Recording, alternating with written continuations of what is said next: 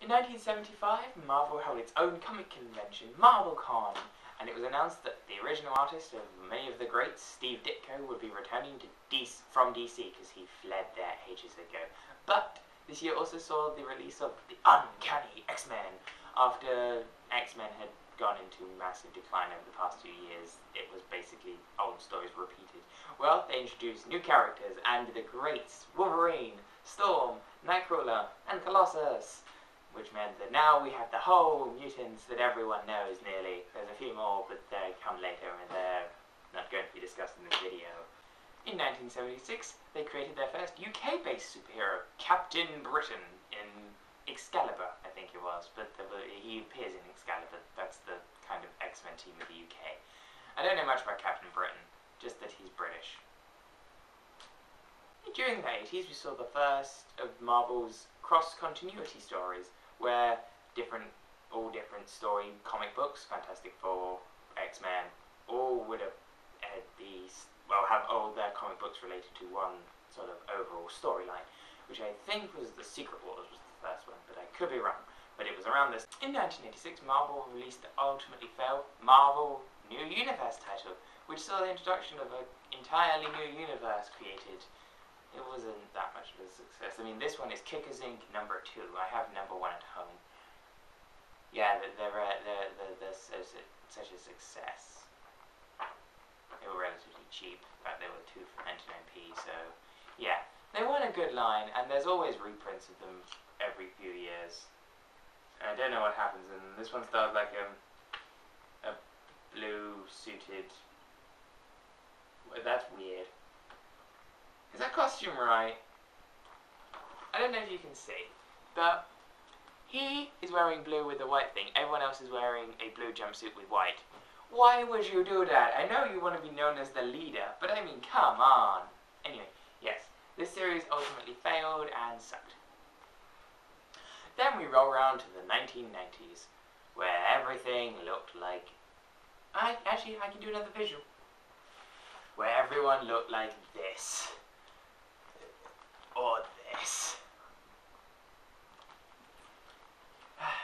Anyway, 1990s. 1990s saw the publication of the 2099 saga, where all current comic book characters, X-Men, Spider-Man, just to name a couple, were put into 2099. I don't think it's like Peter Parker and Wolverine and stuff. I think it's other characters. But they created the 2009 storylines, which are okay, I guess. 1996 also saw the first main big storyline, crossover thing, in Onslaught Wars, introducing Onslaught, which I'm gonna say looks exactly like it came from the 90s and looks like it was drawn by Rob Liefeld. Don't know much of the backstory, but if you know what he kind of looks like, you can kind of know what the backstory kind of is. But it involves swole swapping between Magneto and Xavier, making that guy.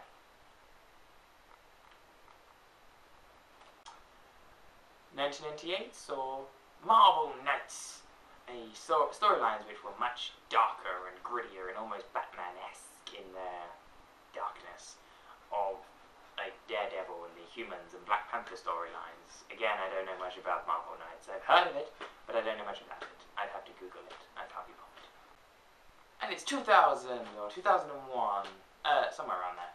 And we had the Comic Code Authority, and Marvel was like, we don't need you anymore. We're gonna make our own. We're gonna make the Marvel rating system.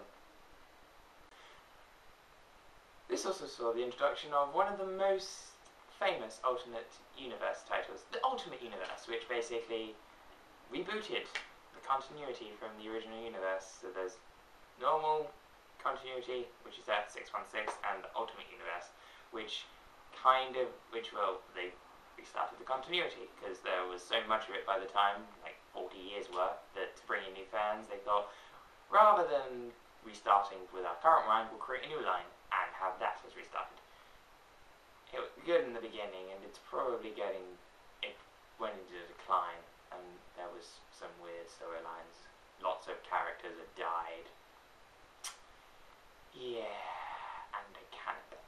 One of the most notable of the 2000s is that we've actually had good Marvel movies released. We had originally the X-Men franchise with 3 good films. Then we had the bad film X-Men Origins. Then we had the really, really good but not quite accurate X-Men First Class. Then we have the Spider-Man movies, which are getting a reboot soon, which is, well, it's already been rebooted. It's just it's being released soon. Spider-Man 1, 2, 3, and then now The Amazing Spider-Man. Then there was the Fantastic Four and Fantastic Four Rise of the Silver Surfer, but they're getting a reboot, so I don't know if we can count them. We also had the Blade series, which I didn't ever actually see. I know. I feel bad for it, but I haven't seen it. And then we have the Avengers ones! With Iron Man 2, The Incredible Hulk, Thor, and Captain America. Then the Avenger movie! I'm still nerding out over it, and I saw it like a month ago now. Yes, these were all really good movies and really successful, which made Marvel, I think, the top company at the moment. At least in terms of how much money it makes due to these movies. Although The Dark Knight may have helped DC quite a bit, but the Green Lantern and Superman movie did not help. But this wasn't the first attempt at making movies. There was Howard the Duck, and a Nick Fury movie starring David Hasselhoff.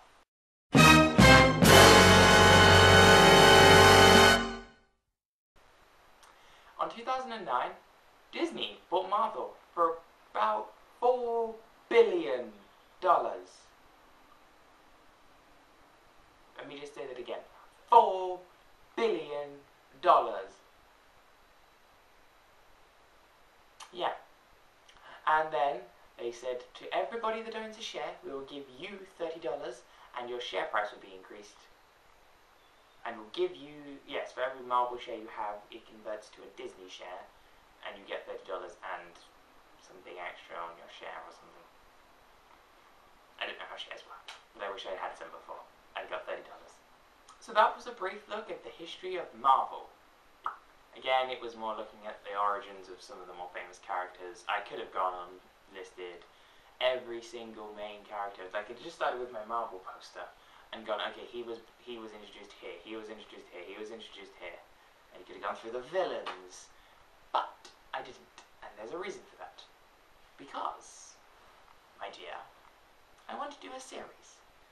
A bi-weekly thing. I think it's bi-weekly. Bi-monthly, sorry, that's the one. Once every 2 weeks. 1 week I'll do a rambly vlog and the other week I'll do this. I want to do a in-depth look at a character or a team, because sometimes, like, the X-Men I could do individual characters, but the Fantastic Four I probably would be best doing. Actually, no, maybe I could do each week. Yeah, but anyway, I'm going to do a series of this. Each week I'm going to do a character from Marvel. I also thought of maybe doing the villains as well. And also, if I really want to, I could do DC characters or other famous nerdy heroes and villains. So like I could do 1 week in an episode for Spock or John Crichton from Farscape or something, or Buffy or something if I felt like it. But the general thing is this is going to be Marvel comic book characters. So yeah, this has been a brief look at the history of Marvel. With Marvel still going strong, and we're currently in the midst of Avengers vs. X-Men. It looks like they're here for quite a while, considering also we have Thor 2, Captain America 2, the Black Panther movie, which has just been announced, I think, or rumoured to be announced. I'm not sure. I'm never sure until I actually see something confirmed. But anyway, and then Avengers 2, but eventually, I'm saying Marvel's here for quite a while. Bye-bye.